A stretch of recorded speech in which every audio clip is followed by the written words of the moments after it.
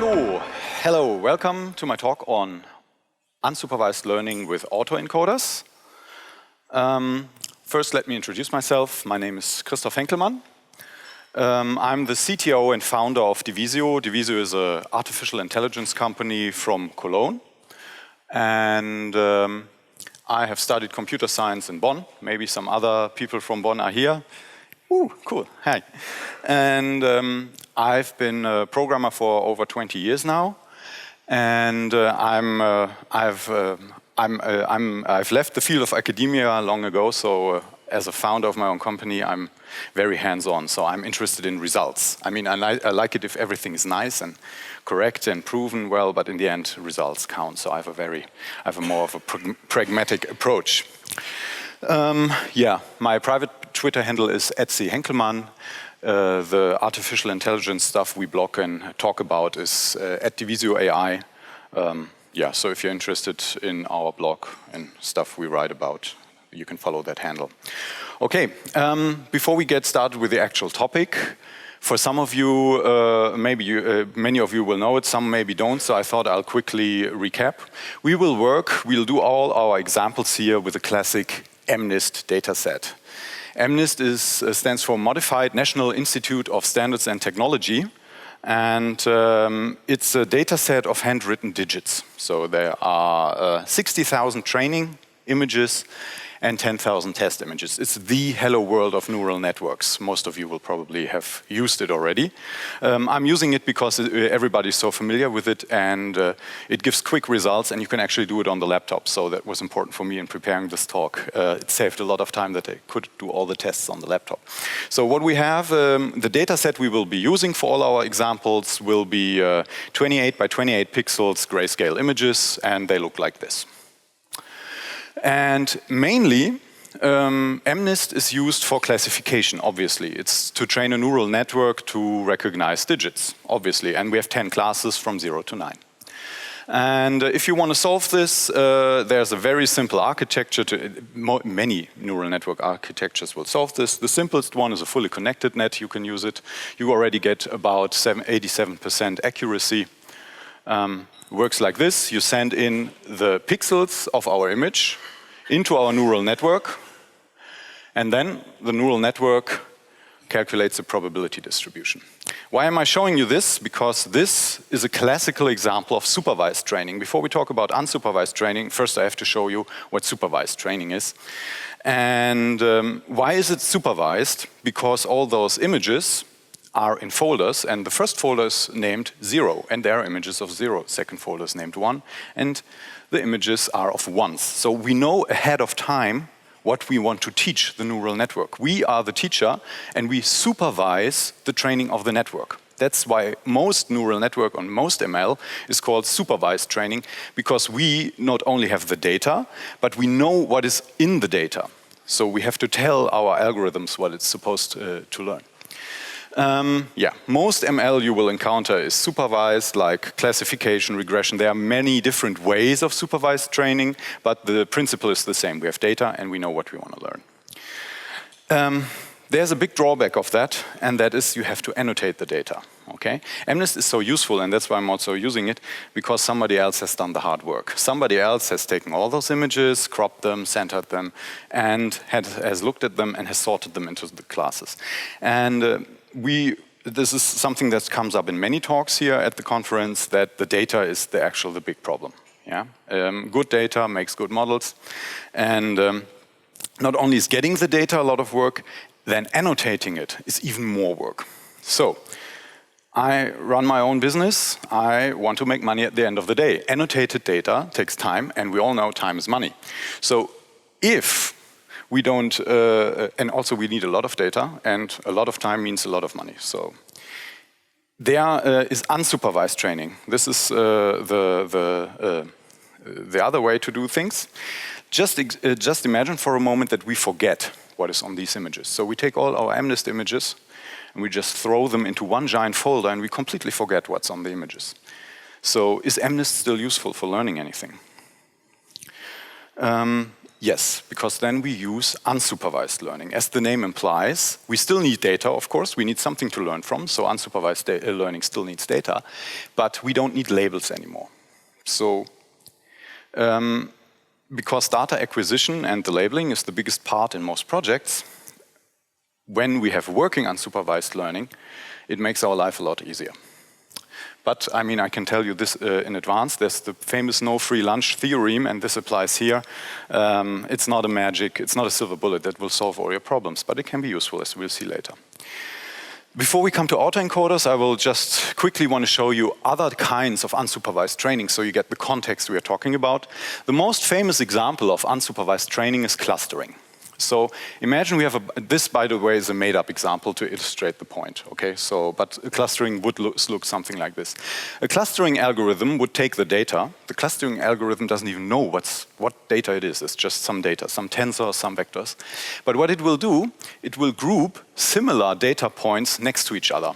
And if we look at this made-up example, but it will work something like this, we can see we could actually use this as a classifier again, because what you do is you cluster your data and you look at the individual clusters, and instead of annotating everything, you just look at some examples and you see, oh, this cluster is 2s, this cluster is 0s. And that way you can get a classifier faster than annotating everything. There's a drawback though. If you look at this, you will see here, is this a 7 or a 1? And these 7s slowly turn into 4s. So clustering, this is a typical problem with clustering, that you have you have smooth boundaries. That can be a problem. What can you do with clustering? As I said, you can classify with it. Clustering is also useful just for exploring your data. Just cluster it and look at the data, and you will learn things about your data. And what's also very useful about clustering is outlier detection, because if everything is in nice clusters and suddenly you have an image up here that's totally unrelated to the rest, you know there's something dirty in your data. Typical methods include dbScan, k-mean, spectral clustering, but yeah, this is an interesting topic. I had another talk about this at the last conference, but we will stop here. This is clustering. When people talk about unsupervised learning, it's mostly about clustering, but there are other techniques as well. I group them under the term separation techniques. That's not an official term, but these are techniques that are somehow related. All these techniques do the same thing. They find a useful transformation of data. I have this example image from Wikipedia. Oh, I forgot the image annotation. I have to edit. This is just a Gaussian distribution of points. And we can see here that it's not totally random. It has a certain direction. And we see that this direction is more important than this one. And this is something that these techniques do. They find important dimensions in your data. And this can help you in understanding your data better. Say you have data that has 1,000 dimensions, but you run one of these techniques and it tell you only 3 of them are actually important. Then you know something about your data. Again, what you can do with this is outlier detection. Very useful is you can use them to reduce the dimensionality of your data. So sometimes you can use these techniques as a pre-processing step, throw away dimensions, and then your neural network has to learn less. Less dimensions means faster convergence, means often better results. Typical examples are PC8, it's PCA, it's the example. SVD, which is closely related, singular value decomposition, spectral transformations, wavelets. I group them here, it's not technically correct, but from a practical standpoint, these are somehow related. So let's get to the actual topic. A third kind of unsupervised training is autoencoders. So, autoencoders are neural networks that reproduce their input. So what happens is actually very boring. You take your input, you send it into a neural network, and you get the same output. I left, the magic happens here in the middle. Basically, the input is always of the same shape as the output. And here are all kinds of different architectures that we will now have a look at. In some way, you could say it's actually not unsupervised. Our annotation is the data itself, but, well, that would be a bit technical. I have one example here. This is a bit more complex version of the net I showed you before. This is the one I use to generate the images. It's a convolutional neural network. They are better at image task. tasks. And here, this is one thing you just copy-pasted together from some tutorials, tuned a bit. You can get like easily 97%, 98% on MNIST in half an hour on your laptop.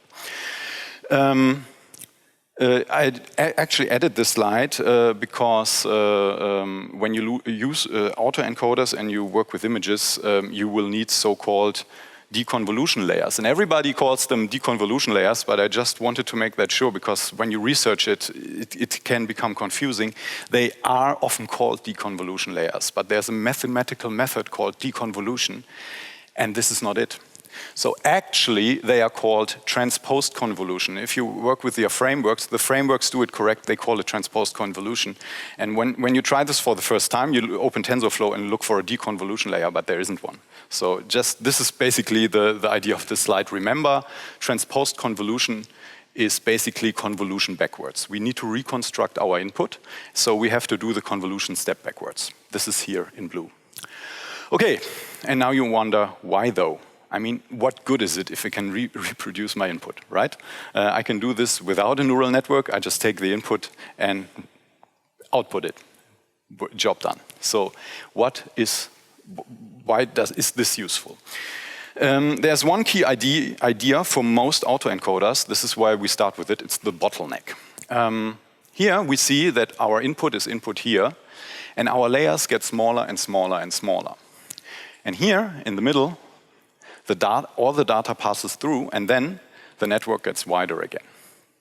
The bottleneck has a much smaller dimension than our input. For our MNIST examples, the bottleneck has 32 neurons, and MNIST has 786 inputs. So the neural network is forced to reduce the dimensionality of our input by a factor of a lot.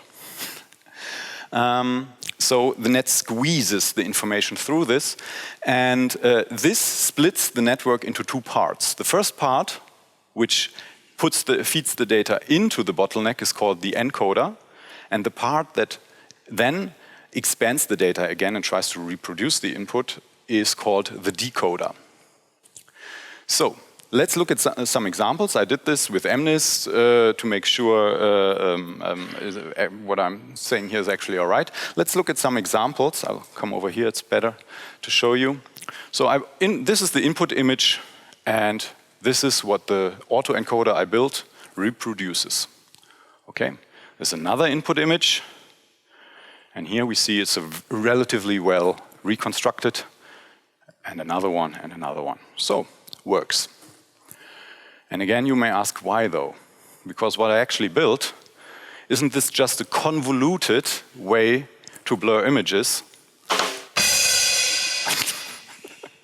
So we have put a lot of effort into building a neural network that blurs an image. We can do that with Photoshop or GIMP or whatever. But let's look at the data again at some different data points. Look at this 4, for example. If you just look at it quickly, you say, yeah, it's blurred, but actually it isn't. You see here that the 4 has this little hook. It isn't present here. We see here that the 0 is actually not connected. It's quickly written with a pen, but this one is connected. And it's not just the blurring. If it were blurred, you'd have some gray area here, but it isn't. This 3 looks the same at first glance, but you see that the lower part here is much longer here. And here, the upper part of the 3 is more curved than this one. And this 2, you see, has a much more curved upper part than this one. So we see the images are not blurred only. They look blurred, but they are actually reconstructed. It's what you would do if you quickly look at a number and I tell you to draw the same number. You would try to copy the style. If it's an American one, in Europe we do the one like this. In America they just do a dash. You would reproduce the one like that, but you wouldn't exactly hit the right positions. And this is what the net does. It reconstructs the input. Let's look at some more examples. Here we have what we would, I hope everybody would agree, is a 4. See what the network reconstructed. Thinks it's a 9. And this one is even more interesting. I would say it's a 1, I'm not quite sure.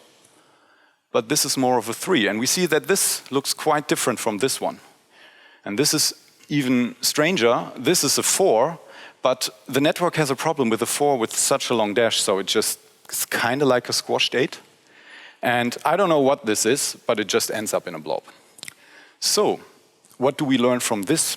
Unusual images, images that are not like most of the other images in the input, get worse reconstructions. So the reconstruction isn't just blurred or it's just simplified, it's actually wrong. So with this idea in mind, we actually can build something useful of our autoencoder. Use case 1, it's called anomaly detection. Sometimes if you Google this, it's called the, I don't know, anomaly detection autoencoder, I guess.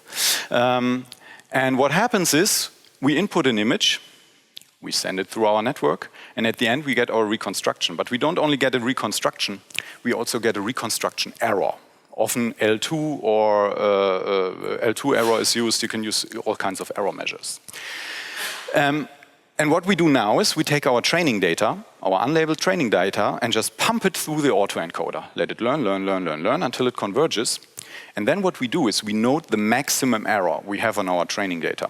In the case of this MNIST data set I had, it's 0.04. So I just said, okay, 0.04 is the worst case I encounter when I work with this.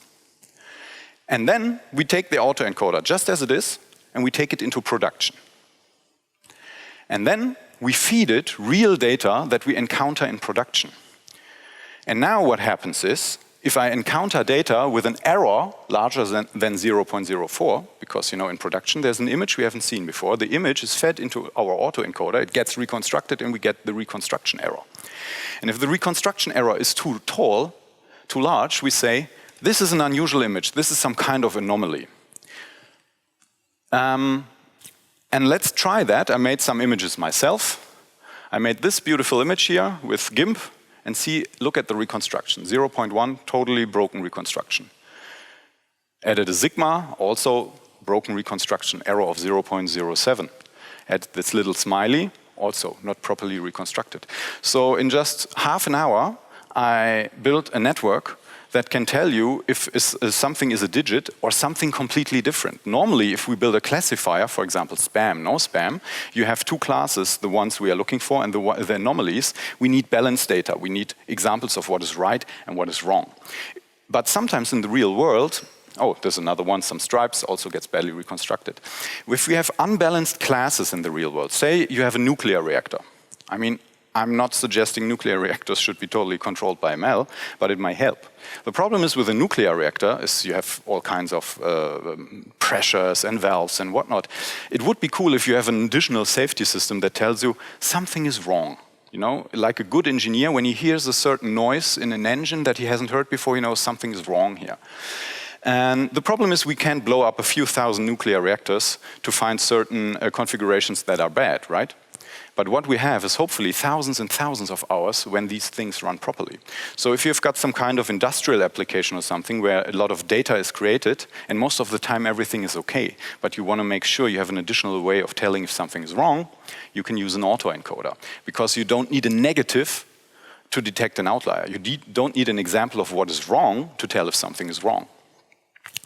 It's also useful if we don't know what broken means. I mean, sometimes we want the case where we say, if something unexpected happens, please tell me. But how do we teach a supervised system what unexpected means? Unexpected, by definition, is something we don't know. So this is why autoencoders are very useful for anomaly detection. And especially useful also if the negative labels are very expensive to produce. Yeah. Let's quickly jump to the next idea. So we take the same idea we just had, input, output, but this time we don't use the original input, we add noise to the input, okay? And then at the end we tell the network to reconstruct the not noised image. So we train against the original input. It's a variation. Now input and output aren't exactly the same, but they are kind of the same. And I didn't have time to reproduce this, but I trust it will work. Here's an example where we feed MNIST. This is the thing that the autoencoder actually sees. You see there's a lot of noise, and here's the reconstruction. So what you can actually do is you can use an autoencoder to clean your data. Little caveat though, in some examples the bottleneck in this case actually has to be larger. Many denoising autoencoders have the same structure, a small bottleneck, but sometimes the bottleneck even has to be larger. So if it doesn't work at first, try working on your bottleneck and your overall network structure. One important thing is noise doesn't equal noise. There are many different kinds of broken data and different kinds of noise in the world. So what we have here is called a salt and pepper noise because we randomly add white and black pixels. It looks like salt and pepper, that's why it's called salt and pepper noise. But if in your actual application you have a different kind of noise, say Gaussian noise, pink noise, brown noise, they have different names, this denoising autoencoder will not work. So when you want to build a denoising autoencoder, you should be aware of what kind of noise you encounter in the real world. Okay, so these things get more useful by the minute. We already have a third thing you can do with them, and this is my favorite part, what you can do with autoencoders, and this is really useful. It's called pre-training. So imagine our broken MNIST data that we had, 60,000 images, okay? Someone threw away the labels, we have no internet connection, we have no way of telling again. Either we look at each of the images again and sort them, or we do something else. Imagine you don't have that much time and you randomly take a few of those unlabeled images and label them, say 1,000 images, okay? What you do now is you train your autoencoder like we did before. Send in the unlabeled data, let it reconstruct the data. No difference to the first autoencoder, right? And now comes a trick. You have this trained autoencoder. We have our trained autoencoder as before. And what you do now is you throw away the decoder. You break your net, you cut it in half, and you throw away the blue part. Leaves you with this network. This is just the encoder and the bottleneck. And what you do now is you glue on a new layer to your autoencoder, a normal classifier layer. And what we do now is we take this network and do normal supervised learning, like with any other classifier that you are used to. And now comes something interesting. This is, by the way, this is sometimes called semi-supervised learning, because the first part of the learning is unsupervised, and the second part of the learning is supervised. The first part is called pre-training, and this part, where we reattach a normal supervised part of a network, is called transfer training, because we transfer our knowledge from the first part of the training in the second part of the training. Just a quick, why should this work? Yeah, this is maybe what I should talk about. The reason why this works is that this part has learned to extract a lot of information from the original input. And what we have here is a very low dimensional representation of our input. If we have less dimension and already pre-processed and information extracted input, we need much less labels than we would need if we take the raw data. And the cool thing in practice is that this actually works. So you can reduce the number of annotated data that you need if you do proper pre-training. The drawback is you have to perform 2 times of training, and this is harder. So it depends. If you have a lot of annotated data, just use the normal supervised version.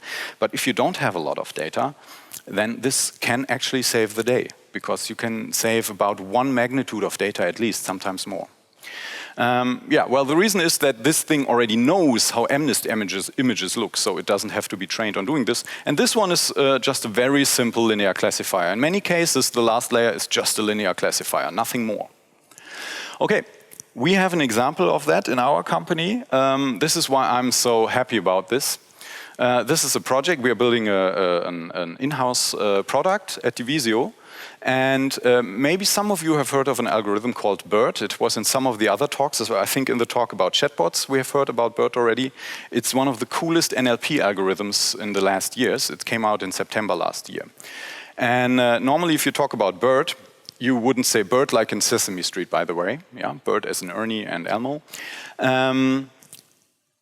You don't think of BERT immediately as an autoencoder, but technically it is a denoising autoencoder, actually, with a much more complex structure than I've shown you. But in essence, it's a denoising autoencoder, and it does pre-training on Wikipedia. So what you can do is you just take the whole of Wikipedia. You don't even look at it. You don't annotate it. You do nothing with it. You just take the Wikipedia text and run it through BERT for days. Yeah, BERT training, depending on how you do it, takes 4 to 16 days.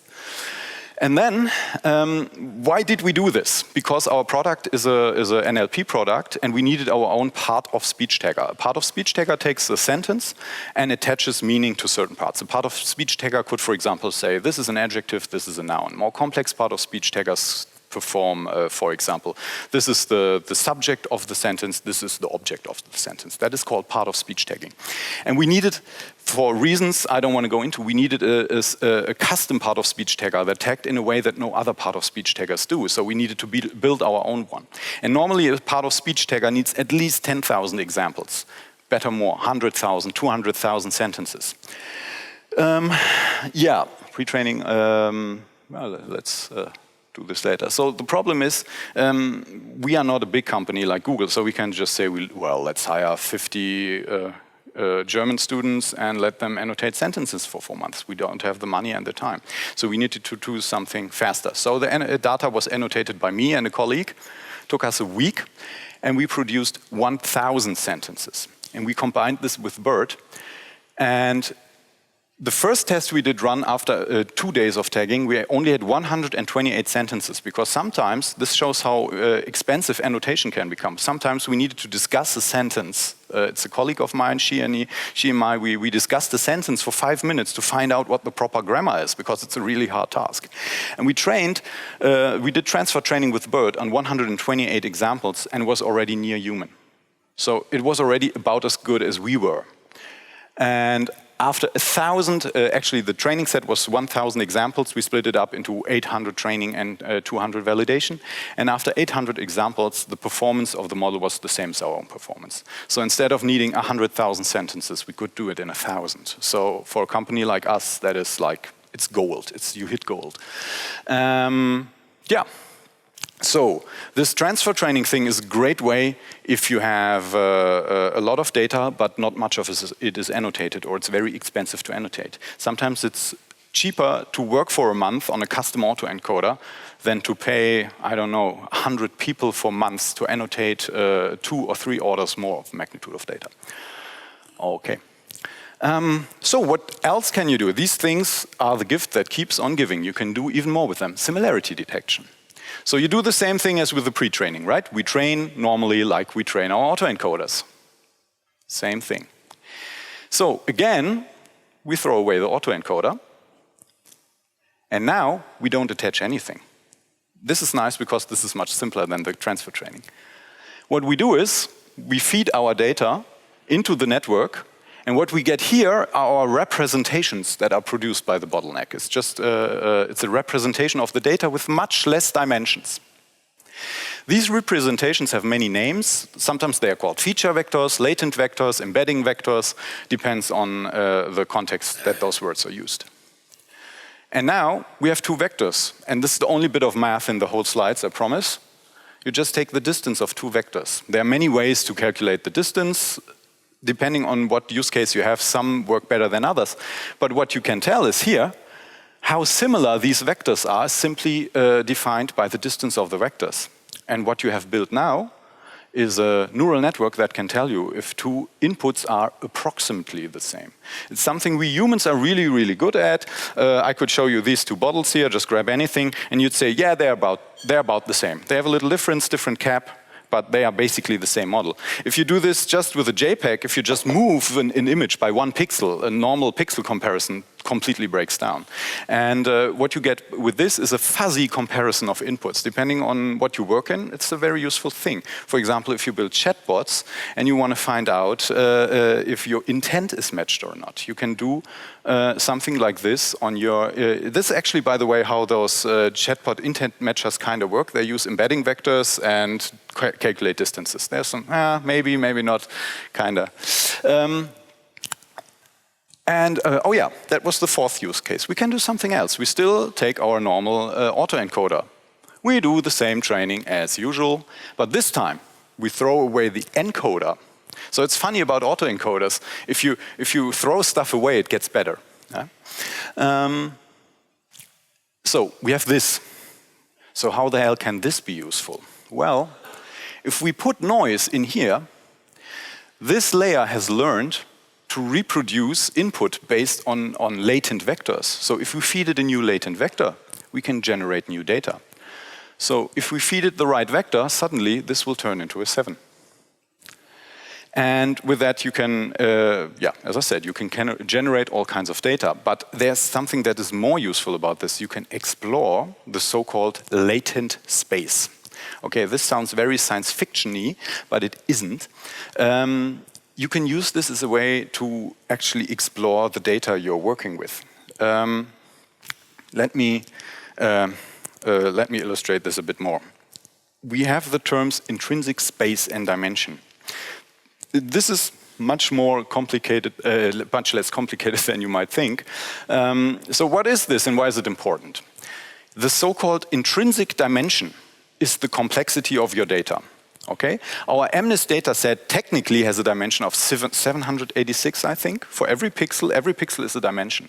But in reality, it's much simpler. We only have 10 digits, and some of the digits come in various varieties. So we have maybe 24 dimensions that actually specify how a number looks. Okay? And so the MNIST problem is actually much less complex than the data would look. So it's not as complex as a 700-dimensional space. It's just as complex as a, well, maybe 20-dimensional space. And the thing is, if we know how complex our problem really is, this will help us design our system. Because if a system is too complex, too big, too large, if the model is too large, it will tend to overfit. But if it's too small, it will not do the task. Normally, we try this bit by bit. We try this variation, and at some point, we luckily arrive at a model that's kind of right. But if you explore, if you know what your intrinsic dimension is, if you have another image data, say you have a similar image like MNIST, but they contain much more complex images, and you know the dimension is 100, okay? Then you will quickly say, well, we can't use the MNIST network for this. We need a bigger, more complex network. It will save you time. And the perfect autoencoder is, of course, the one where the bottleneck has exactly the size of the intrinsic space. That would be the perfect autoencoder. The problem is, or smaller, yeah? If we want to remove information, if we want to keep the most important information, we want to make the bottleneck small, even smaller than our intrinsic data. So the problem is high-dimensional intrinsic spaces. It's such an abstract concept. There are images that mathematicians do of high-dimensional shapes. They look nice, but they don't tell you anything. So I have a different example. Let's look at the game of PAC-MAN. I guess everybody is familiar with that one. And let's look at the intrinsic space of a PAC-MAN screen. The input is much larger than our MNIST. It's something like 50,000 pixels. And it's an old arcade machine, so luckily it's not high-res or anything, but still 50,000 dimensions is not little. But what is the information on this screen? Let's look at the information. We have the number of lives down here. That's one dimension, that's one number. We have the score, I think it's that one. We have the high score. We have the level we are currently in. Now you might say, well, what we actually have is the positions of the walls, but PAC-MAN is a finite game. There's not an infinite number of levels. So there are just, I think, 255 levels. And the levels never change. So if I know which level I am in, I know where the walls are. I know how the maze looks. So actually, the maze itself is just one dimension. We just need one dimension to encode which level we are in. And a good autoencoder will decode just from the number the shape of the maze, because the, yeah? Oh, it looked like you want to ask it. The decoder will store the information how the different mazes look. So all you need is one number to decode the maze. You have the pill state. I did a quick count. I think there are no more than 250 pills. Let's say roughly 250, depending on the maze you're in. We have our ghost positions. It's X, Y, 4 ghosts, X, Y positions, so 8 dimensions. We have the PAC-MAN position. We have the ghost state. Ghosts can be aggressive. They can chase you, or they can be eaten. So they have each of them has a state. And PAC-MAN has a state. He can be alive. He's before the game starts. He has a different state, but you can encode it in one dimension. And you have the game state itself: running, ready, start screen, high score screen. And I probably forgot something because it's a long time since I played PAC-MAN, so just say 20 or so more dimensions for stuff I didn't think of. If you sum this all up, you actually have less than 500 dimensions. So you know the intrinsic space of the Pac-Man game is 500 and not 50,000. That's actually only 1%. So a perfect Pac-Man bottleneck would look something like this. It's a bit larger, so I can add the text, but it would only have 500 neurons, give or take, and it would take as input an image, then it would encode the image, and the cool thing is, if we have a perfect Pac-Man autoencoder, we could actually read the game state from the neurons. And then we feed this into the decoder, and we should get the original image back. Would have a size of 500, yeah, that's what I said. And important thing is that each neuron would actually mean something. That is very useful. Normally we have these black box neural networks. We don't know what those neurons do. And here, in the ideal autoencoder, each of the bottleneck neurons would actually tell you information that is useful. Okay. So, back in reality.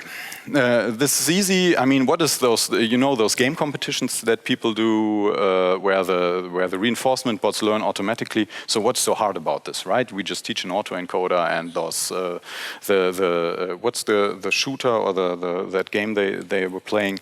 We just encode the game state and we can win. Easy. Now, well, sadly, it's not that easy. What normally happens is that our dimensions are spread across neurons, okay? When you have this example, this virtual example I just showed you, one neuron means Pac-Man's lives. But this is like having a line in a vector space, and this line can have a different shape. So we have no guarantee that actually each axis our neurons represent actually encodes only one piece of information. What normally happens is that the dimensions are smeared across our bottleneck. So the first neuron encodes a bit of the Pac-Man's lives. The second to last neuron encodes some of Pac-Man's lives. So it will be quite a mess. And generally, the autoencoder will use every neuron it can. It's very hard to tell which neurons are useless. Mostly, they aren't. A normal autoencoder will try and use everything it can. And what we actually have to do in practice is we start with one autoencoder that kind of works, and then we reduce and reduce and reduce the complexity of the autoencoder till we find one that stops working, and we go a step back. But there's something even cooler to fix that. It's the variational autoencoder, and I will not go into details here because the principle is relatively simple, but why it is the way it is a bit hard. But the variational autoencoder has an idea. The idea of the variational autoencoder is to punish bad encodings. Normally with an autoencoder we punish bad reconstruction. This is our loss function in the neural network. We compare the input with the output, and if they are too different, we have a large error. If they are actually almost the same, we have a low error. The variational autoencoder adds a second loss term to our training, and this is the quality of the bottleneck. So the idea is, if we have a good bottleneck, we have a low error, and if we have a bad bottleneck configuration, we have a high error. And how do they do this? What they do is they do not represent one latent vector, but what it produces is a probability for a latent vector. I will show you in a moment a bit more what this means, but we don't say neuron number 5 has value 0.5. What it says is neuron number 5 has an average. I expect it to have a value of 0.5, but I am not sure about it. So we spread. You have a variance. So the encoder part actually doesn't tell you what it thinks the latent vector is. It tells you what it thinks the later vector is, and it tells you how wrong it might be for each of the inputs. And what you actually do, what the decoder does, of course, the decoder has to get a vector, right? It has to get an input vector. So what it actually does is something very unusual for a neural network. There's a random number generator built in. And what it does, it samples one possible latent vectors from the distribution that is created by the encoder. The useful thing about this thing is that way you don't get hard boundaries. What a normal autoencoder will do, there might be, if you think about, let's just assume the bottleneck had size 2, right? So it's like a plane. And what may happen for one neuron is that there's a useful configuration for the neuron that is here. And suddenly, if you move the value of the neuron here, it will produce totally useless output. It will produce a latent vector that doesn't make any sense. But because here, we can never be sure what the decoder will sample, it forces the encoder to move the values of the encoded neurons so they have a nice, smooth surface. So your whole latent space, the whole information you want to encode, is one smooth surface. And this makes the reconstruction much easier, because if we build a generator by just using the final part, with a variational autoencoder, we can smoothly run the latent vector from one point to the next, and we'll see the image change smoothly and produce useful output. I have an application that does this with MNIST in a moment. Bear with me a bit more. Yeah, it forces, but the other thing is also, it forces the features apart. Because the boundaries are fuzzy, the features are forced to move apart. So I have one feature here in one neuron and another feature in another neuron. And because they are sampled, those features are moved apart in the internal representation. So each neuron becomes more meaningful just for one aspect. Once you variational autoencoders are, don't worry if you don't completely grasp the concept. It took me quite a long time and many tutorials to read to completely understand how they work internally. And what I suggest you do is you should remember variational autoencoders sample internally. They are not completely, the bottleneck is not completely deterministic. And you should just remember what the advantages is. What is the output that is created? The features are more likely encoded in separate neurons. So the features are not so much smushed together into one neuron. And the cool thing is, and this is one of the nicest things, and we will actually see that it worked on the first attempt, which is kind of cool, is that you only get as many neurons, only as many neurons are used as you actually need. So normally, I told you with a normal autoencoder, it will use the complete bottleneck as good as it can. But in a variational autoencoder, if it just needs 20 neurons, but it has 30, it will not use 10 of them. So 10 of the neurons will be dead. They won't produce any output in the generator. And that way, it's much easier to build an autoencoder that works. You can look at the autoencoder and determine how many dimensions are actually used, and then you know the dimensionality of your problems. Also, it means that the variational autoencoder doesn't overfit so strongly. Because if you give it too many bottleneck neurons, it will simply not use them. That's super cool. And the generation results are much more meaningful, and the latent vector is much more meaningful, which in turn means that transfer training will produce better results. Okay. But I think what's more useful here is if we look at an application that does that, it's not perfect, but I hope it will help you get the idea. I have to quickly change the way the display works. 1 second. So what I have here, I hope it's large enough to see it, is an application that uses a pre-trained a variational autoencoder to generate MNIST images. Here you have the generated MNIST image, and here you have 32 sliders that control the bottleneck neurons' values. And what I can do now is randomize, and we will see those are not really numbers, but you see halfway decent structures. And for example, now I have what I would say is a pretty nice 0. It's a bit smushy, but I think everybody would agree that this is a 0, right? So what I can do now is I can explore. We have 1 point in latent space. This 0 is actually a 32-dimensional vector that is turned into an image. And now what we can do is we can explore the surroundings of this point interactively by just changing the sliders. So we see this. With this slider, we can move the 0 more towards a 9. So we know in latent space, in this dimension, 0 and 9 are placed more closely. So we could generate more of a 9 here. Let's try and make this 9 a bit better. So here, some of these are not completely understandable from a human perspective, but we see that this one creates lines at the top and the bottom. That might be useful if we want to build a 7. And here, yeah, some of them, not each dimension is really useful, but here you see something else. See what happens here? Nothing. This is one dimension the variational autoencoder chose not to use. It said, well, I don't need this. So this neuron doesn't do anything useful, so we can turn it down.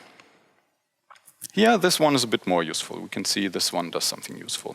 And we can do this and move, here we move more towards a 0 again. But this, you see how this closes the upper right loop. So this dimension at this position changes the upper right loop of the 9. And you can, here again we have a dead dimension. And with this, yeah, each of them, sometimes it takes some time to find out. It's just fun to explore your data that way, because that way you start to understand how the network, or you get at least a gut feeling of how the network works internally. And yeah, this is another dead one. Yeah, that way you can explore what the variation autoencoder learned. So you see, just after a few steps, I think this is a pretty passable 9. So we have learned how to encode a 9 here. Yeah. The funny thing is, I just loaded, I created some examples beforehand. 1 minute. So here I generated a 6. This is a very nice 6. I thought it saved the dead dimensions. Before the talk, I actually tried out this app, and after a few minutes of trial and error, I found out that there are about 10 dead neurons. Remember earlier I said that MNIST has about a latent space size of 20. How do I know? Because I actually looked at the latent space and could find out. So this is really useful for complex problems, that you can actually look at the encoding the neural network has internally. Okay. Wait, I will switch to... I can do like this. Okay, to round things up, our experience with unsupervised learning at DIVISIO, what I so much like about autoencoders is that brain beats brawn. Okay, we use smarter techniques instead of just throwing more and more labeled data at our problem. It helps us understand the problem more, and I kind of like that. For us, we are a smaller player. And this kind of stuff allows us to do things that would be normally beyond our reach. Okay, I can let self-driving cars drive around Germany or something else. I don't have the time, the money, or anything. It's just beyond our means. But with these techniques, we can do stuff that normally bigger players can do, and I really like that. It's less trouble with data protection. So if you don't have the data, you can't leak it. You can't do errors with it. Personal data that isn't there cannot be abused. So depending on what you work on, this is a way to avoid data protection problems. The data becomes cheaper. I really like that. Cheap data is great. And the results become better. But one thing I really have to tell you, it is harder than supervised training. The models are more fickle. It's harder to find the correct hyperparameters. A simple classifier that has been built 1,000 times and you know this configuration works is much easier than finding the right autoencoder for an unknown problem. So as I said, no free lunch. Yeah, you don't get it for free. So we will just write a quick summary of this in our blog. So if you find this interesting, check out our Twitter account. We will later write a summary of this. Okay, thank you.